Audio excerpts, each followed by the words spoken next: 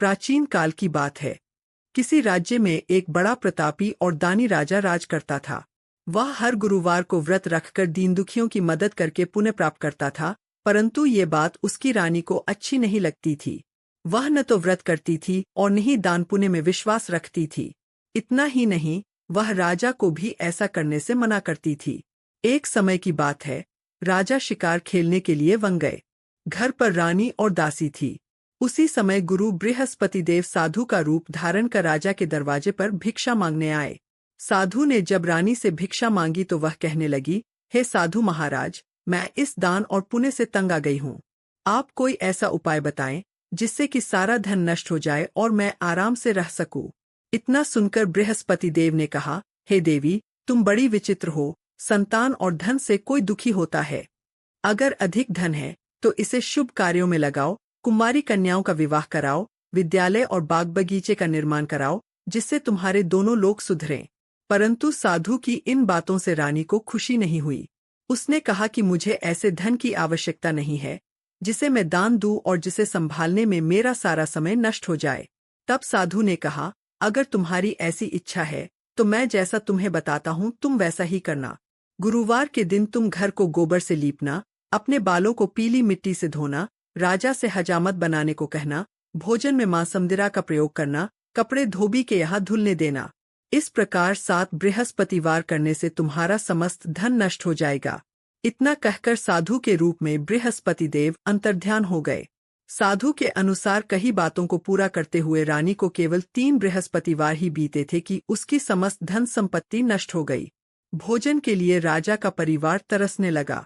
तब एक दिन राजा ने रानी से बोला कि हे रानी, तुम यही रहो, मैं दूसरे देश को जाता हूँ, क्योंकि यहाँ पर सभी लोग मुझे जानते हैं, इसलिए मैं कोई छोटा कार्य नहीं कर सकता। ऐसा कहकर राजा दूसरे देश चला गया। वहाँ वह जंगल से लकड़ी काट कर लाता और शहर में बेचता। इस तरह वह अपना जीवन व्यतीत करने लगा।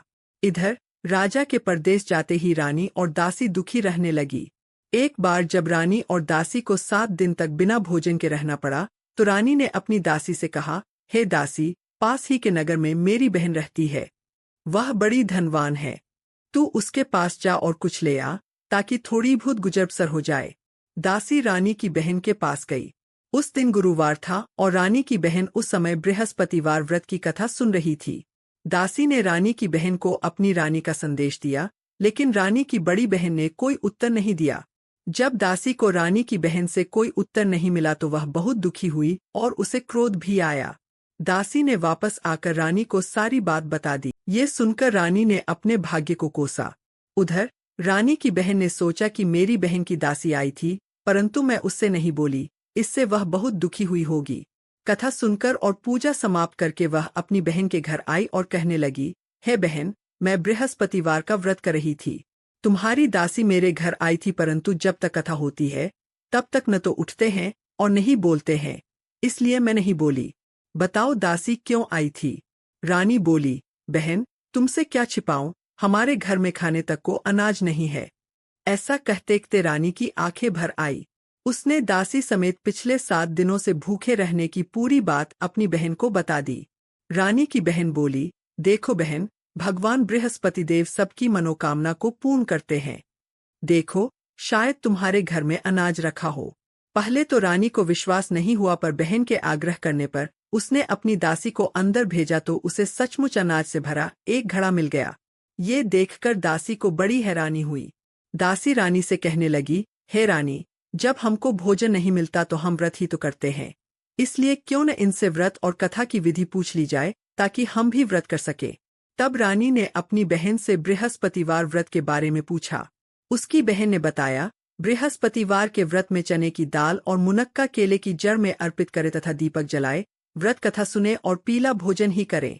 इससे बृहस्पति देव और भगवान विष्णु प्रसन्न होते हैं। व्रत और पूजा की विधि बताकर रानी की बहन अपने घर को लौट गई। 7 दिन के बाद जब गुरुवार आया तो रानी और दासी ने व्रत रखा। वह घुड़साल में जाकर चना और गुड़ लेकर आईं। फिर उससे केले की जड़ तथा विष्णु भगवान की पूजा की। अब पीला भोजन की चिंता को लेकर दोनों बहुत दुखी हुईं।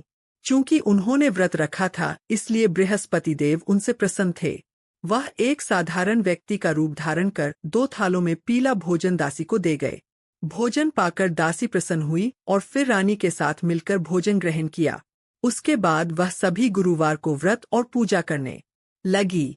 बृहस्पति देव की कृपा से उनके पास फिर से धन संपत्ति आ गई, परंतु रानी फिर से पहले की तरह आलस्य करने लगी। तब दासी बोली, देखो रानी, तुम पहले भी इस प्रकार आलस्य करती थी, तुम्हें धन रखने में कष्ट होता था, इस कारण सभी धन नष्ट हो गया, और अब जब देव बृहस्पति की कृपा से धन मिला है तो तुम्हें फिर से आलस्य होने लगा है। रानी को समझाते हुए दासी कहती है कि बड़ी मुसीबतों के बाद हमने ये धन पाया है, इसलिए हमें दान पुण्य करना चाहिए, भूखों को भोजन कराना चाहिए और धन को शुभ कार्यों में खर्च करना चाहिए। इससे तुम्हारे कुल का यश बढ़ेगा, स्वर्ग की प्राप्ति होगी और पितृ प्रसन्न होंगे। दासी की बात मानकर रानी अपना धन शुभ कार्यों में खर्च करने लगी। इससे पूरे नगर में उसका यश बढ़ने लगा।